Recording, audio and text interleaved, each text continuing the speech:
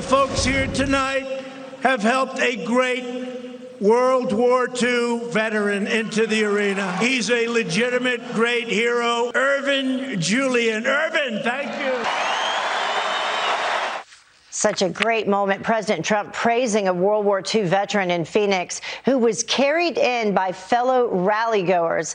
While the 2020 Democrats spent their night trading blows on a divisive debate stage. So who is better fit to unite this country? I mean, it really was two drastically different scenes if you were going back and forth between the two. Joining me now to weigh in is from Trump's 2020 Advisory Board, Jason Meister. Thank you so much for joining us. So what about that? I mean, let's talk first about President Trump and his high average, his high approval ratings right now, which match his February 2017 levels. This is 51.1% who disapprove, but 46% approve of the job that President Trump is doing. And this is following the impeachment effort and everything else. I think it's a testament to the impeachment, the 3-year impeachment process that Democrats have basically ripped this country apart. And when we talk about bringing the country together and you look at the love and the patriotism and the energy that these rallies bring, I mean, it really is a phenomenon of the modern political era. I don't think we can underestimate that. On a Wednesday night in Phoenix, Arizona, you have 67,000 Americans waiting on for 48 hours to see their president of the United States speak about all the great results that he's delivered for the American people. It's just amazing. And then when you look at 26% of the people last night at that rally didn't vote in the 2016 election, and 18% were registered Democrats. This tent is getting really wide. 18% were registered Democrats, because that stood out to me in Todd Pyro's piece, because he was there in the arena talking to folks, and he talked with one woman who said very clearly that she previously had been a Democrat and that she was now there supporting President Trump. Look, this is a common theme that we're seeing in all these rallies. There's just more and more Democrats coming over to the Republican Party because President Trump is delivering results. It's not really about Democrat versus Republican anymore. And I think that that's what the Democrats were missing on the debate stage last night when they were just attacking each other and ripping each other apart. Let's talk a little bit more about that. Last night, Michael Bloomberg, of course, making his debut, his stage debut for a debate, quickly becoming the main target of the other candidates who say that he's the Democrats' version of Donald Trump. So let's listen to a little bit of the back and forth on that.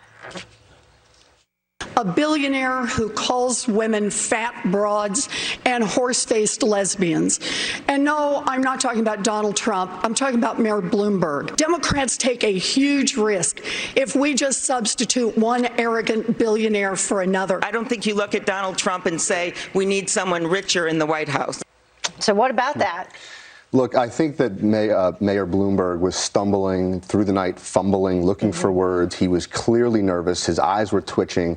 I think that he was finally getting out from hiding behind these hundreds of millions of dollars of ads that he's been putting out there. And look, running for mayor of New York City is not running for president of the United States. And I think Mayor Bloomberg is starting to realize that very quickly. But he was always on defense. He was attacked for the NDAs. He was attacked for his derogatory statements towards women, minorities.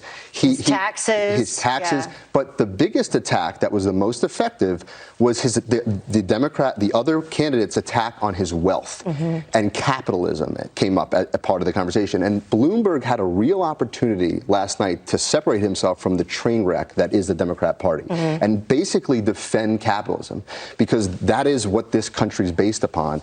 And the fact that capitalism, over the last 3 years is what created 7 million more jobs and took 6 million people off of food stamps and brought lower unemployment for blacks, Hispanics, Asian Americans. But they know that, women. And they can't really run against that. His one good line of the night when he was talking about socialism and Bernie Sanders, he said the best socialist in the country, the best known socialist in the country is someone that has 3 houses and is known for being a millionaire, something along those lines. And he's right about that. Yeah. He's right about that. Bernie Sanders, the hypocrisy is unbelievable. All right, Jason, thank you so much for joining us. We really appreciate it. It was an exciting night between the two. It sure was. Well, Elizabeth Warren